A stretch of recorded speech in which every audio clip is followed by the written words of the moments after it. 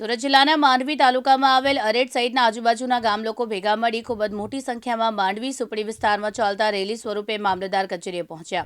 મામલતદાર મનીષ પટેલને આવેદન આપવામાં આવ્યું, જેમાં જણાવ્યું કે આવનારા 15 દિવસમાં અરેઠ ગામે સ્ટોન ક્વોરી સદંતર બંધ કરવામાં નહીં આવે તો રસ્તા રોકો આંદોલન કરવાની ચીમકી આપી છે।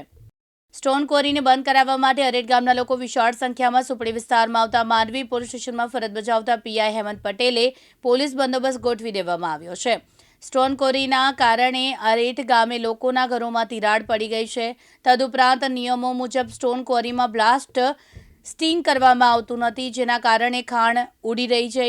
આ રસ્તા નજીક સ્ટોન ક્વોરીને આવેલી હોવાથી ધૂળની ડમરીઓ ઉડતી જતી હોય છે।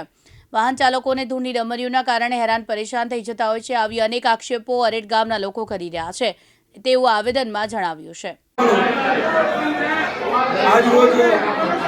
માંડવી પ્રાંત કચેરીએ અરેઠ ગ્રામ પંચાયત તરફથી અને ગ્રામજનો તરફથી આવેદનપત્ર દેવામાં આવ્યું છે।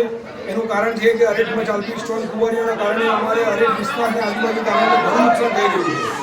જેવું કે ઘરોમાં તિરાડ પડવી, ઘાસચારાને નુકસાન થવું, ખેતીને નુકસાન થવું, ઢોરને નુકસાન થવું। એથી અમને આ નુકસાનના કારણે ઘણો ખરો અમને કુંવારીના કારણે અમને ઘણું નુકસાન છે। આવતા દિવસોમાં જો આ બંધ નહીં થાય તો 1લી તારીખે અરેઠ ગ્રામ પંચાયત વતી ગ્રામ બંધ કરવાનો નિર્ણય લીધો છે અને રસ્તા રોકો આંદોલનનો નિર્ણય લીધો છે। ખાસ કરીને ક્વોરીમાંથી શું નીકળે છે, કઈ રીતનું જાતિના લઈને છે, કયા કારણોસર તમે લોકો અરેઠ સ્ટોન કુંવારીમાંથી ડસ્ટ બી એટલી ઉડે છે જે ખેતીને નુકસાન થાય છે અને પાણીના સ્તર જે 50 ફૂટની જગ્યાએ 500 ફૂટ જતા રહ્યા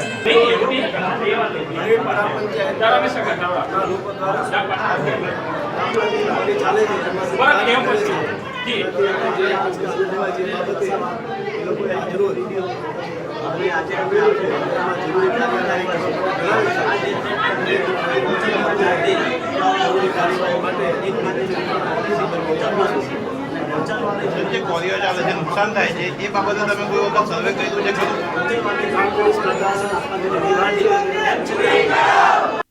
ઈશ્વર સોલંકી, દિવ્યાંગ ન્યૂઝ, માંડવી, સુરત।